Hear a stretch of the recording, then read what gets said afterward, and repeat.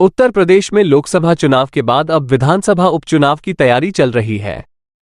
इन तैयारियों के बीच योगी सरकार के भीतर भी विरोध के स्वर उठने लगे हैं। वहीं दूसरी ओर आम चुनाव में शानदार प्रदर्शन के बाद इंडिया गठबंधन के हौसले बुलंद हैं। इसी बीच यूपी की 10 विधानसभा सीटों पर उपचुनाव भी होने हैं, जिसे इंडिया और एनडीए गठबंधन के लिए काफी अहम माना जा रहा है। जिन 10 सीटों पर उपचुनाव होने हैं, वहां 2022 के विधानसभा चुनाव में 5 सीटें समाजवादी पार्टी ने, 3 बीजेपी ने तो एक सीट राष्ट्रीय लोकदल और निषाद पार्टी ने जीती थी। मौजूदा समय में ये दोनों ही दल एनडीए का हिस्सा है। अब गठबंधन के लिहाज से समझे तो 10 में से 5 सीट पर सपा का तो 5 पर एनडीए का कब्जा रहा था। इन 10 सीटों पर कांग्रेस और सपा साथ मिलकर लड़ सकते हैं। अटकलें हैं कि कांग्रेस 3 सीटों पर अपने उम्मीदवार उतार सकती है। इस चुनाव के लिए सीएम योगी आदित्यनाथ ने 30 मंत्रियों को 10 सीटों का प्रभारी नियुक्त करने के साथ ही तैयारियां शुरू कर दी हैं। इंडिया ब्लॉक के गठबंधन में ही लड़ने की उम्मीद है। अब आइए सीटवार जानते हैं कि कौन कहां से कितना मजबूत है। सबसे पहले बात करते हैं कटहरी विधानसभा की। कटरी सीट सपा नेता लालजी वर्मा के अंबेडकर नगर से लोकसभा चुनाव लड़ने और जीत हासिल करने के बाद खाली हुई है। 2012 में ये सीट एसपी और 2017 में बीएसपी ने जीती थी। 2022 के चुनाव में सपा ने कड़े मुकाबले में निषाद पार्टी को हराकर यहां से जीत हासिल की थी। इस सीट पर बसपा ने 24% वोट हासिल कर निषाद पार्टी का खेल बिगाड़ दिया था। ये सपा की मजबूत सीट है। पूर्वांचल की सीट पर यादवों और दलितों का अच्छा प्रभाव माना जाता है। दूसरी सीट है high profile Karhal seat. Karhal seat Sapa प्रमुख अखिलेश यादव के इस्तीफे देने के बाद से खाली हो गई थी, क्योंकि वह कन्नौज से लोकसभा चुनाव जो जीत गए थे। ये सपा की बहुत मजबूत सीट है, क्योंकि पार्टी ने पिछले 3 चुनाव में हर बार यह सीट जीती है। 2022 में अखिलेश 67,500 वोटों के बड़े अंतर से जीते। इस पर यादव का अच्छा खासा प्रभाव है। ये सीट मैनपुरी लोकसभा के अंतर्गत आती है और पारंपरिक रूप से यादव परिवार की सीट है। बीजेपी ने अपने चुनावी इतिहास में ये सीट कभी नहीं जीती है। तीसरी सीट है मिल्कीपुर। सपा नेता अवधेश प्रसाद के फैजाबाद से सांसद बनने के बाद मिल्कीपुर सीट खाली हुई थी। 2012 में ये सीट सपा और 2017 में बीजेपी ने जीती थी। 2022 में सपा ने कड़े मुकाबले में 6% के जीत अंतर के साथ बीजेपी को हराकर सीट दोबारा हासिल कर ली। बसपा ने 7% वोट हासिल कर भाजपा का खेल बिगाड़ दिया था। ये सपा की मजबूत सीट है। इसमें ब्राह्मणों और दलितों का अच्छा प्रभाव है। अगली चौथी सीट है मीरापुर। मीरापुर सीट राल के चंदन चौहान के सांसद चुने जाने के बाद खाली हुई है। 2012 में ये सीट बसपा और 2017 में बीजेपी ने जीती थी। 2022 में आरएलडी ने एसपी के साथ गठबंधन करके ये सीट हासिल की थी।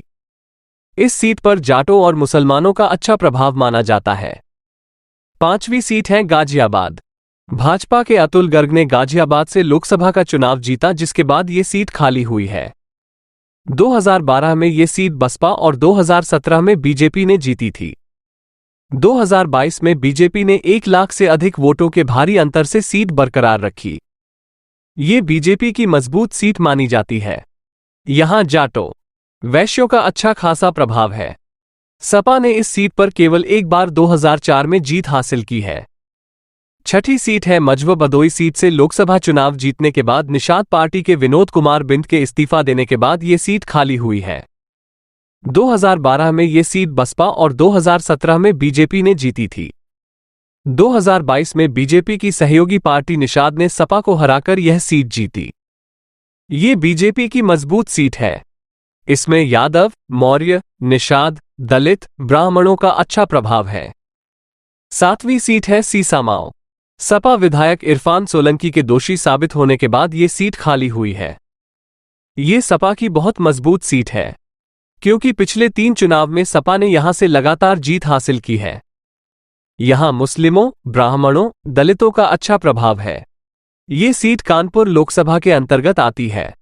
8वीं सीट की बात करें तो वो है खैर। भाजपा के अनूप सिंह के हाथरस से लोकसभा चुनाव लड़ने के बाद अलीगढ़ की खैर विधानसभा सीट से उन्होंने इस्तीफा दे दिया था, जिसके बाद ये सीट खाली हुई है। 2012 में ये सीट आरएलडी और 2017 में बीजेपी ने जीती थी। 2022 में बीजेपी ने कड़े मुकाबले में जीत हासिल की और साथ ही साथ बसपा को हराकर यह सीट बरकरार रखी। ये बीजेपी की मजबूत सीट है। इसमें जाटों, ब्राह्मणों, दलितों और मुसलमानों का अच्छा प्रभाव है। नवी सीट है फूलपुर। प्रवीण पटेल के सांसद चुने जाने के बाद ये सीट खाली हुई है।